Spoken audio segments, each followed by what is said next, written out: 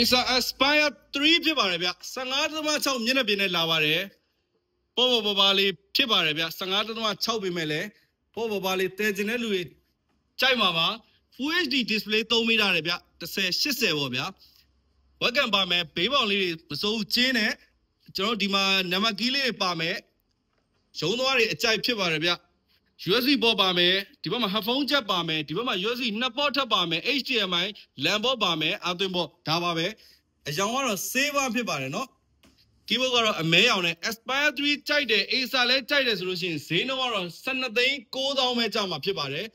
Ryzen 3ကို9000 series ဖြစ်ပါတယ်ဗျ